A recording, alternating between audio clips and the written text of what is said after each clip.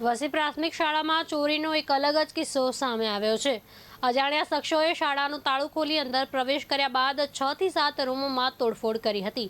રૂમોના પંખા અને લાઇટોને નુકસાન પહોંચાડવામાં આવ્યું હતું, જ્યારે કોમ્પ્યુટર અને પ્રોજેક્ટર જેવી વસ્તુઓને કોઈ નુકસાન કરવામાં આવ્યું ન હતું।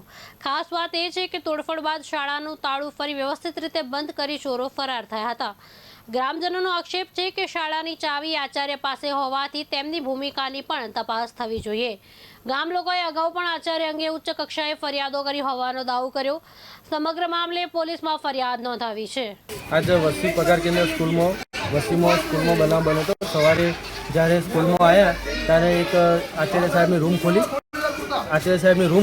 एना પછી જે એક જ સ્કૂલની ચાવી રહેશે યોગેશ પરમાર પાસે બીજી ચાવી એટલે ભાઈ સંચાલક છે એને ખાલી ચાવી ખોલી અને પોતાની રીતે કામ કરવા લાગ્યો। જ્યારે બીજા શિક્ષકો આવ્યા ત્યારે પોતપોતાની રૂમની ચાવી લઈ અને રૂમ ખોલવા ગયા ત્યારે આપણા આદિવાસી વીર ગણાય આ યુવા કે જે યુવા શક્તિએ આપણું ડાંગનું નામ રોશન કર્યું છે। आज वसी पगार केंद्र स्कूल में बनाव बनो तो सवारे जયારે स्कूल में आया ત્યારે एक आचार्य साहेब रूम खोली एना પછી જે એક જ સ્કૂલની ચાવી રહેશે યોગેશ પરમાર પાસે બીજી ચાવી એટલે ભાઈ સંચાલક છે એને ખાલી ચાવી ખોલી અને પોતાની રીતે કામ કરવા લાગ્યો। જ્યારે બીજા શિક્ષકો આવ્યા ત્યારે પોતપોતાની રૂમની ચાવી લઈ અને રૂમ ખોલવા ગયા ત્યારે અમને અંદર જોયું કે રૂમ બધો અવ્યવસ્થિત જોવા મળ્યો છે, બરાબર।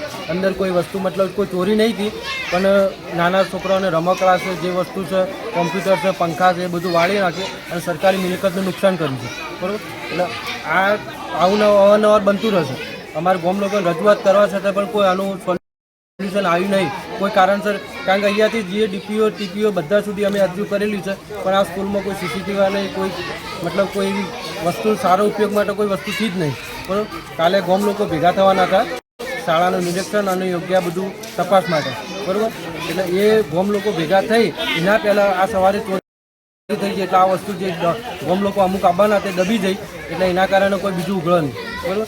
બીજું એક અમે જે જૂની પહેલાં જે અરજીઓ કરી દીધી એની આજ જિલ્લામાં અને તાલુકામાં આચાર્ય સાહેબની સુનાવણી હતી કે એમને બોલાયા હતા, બરાબર।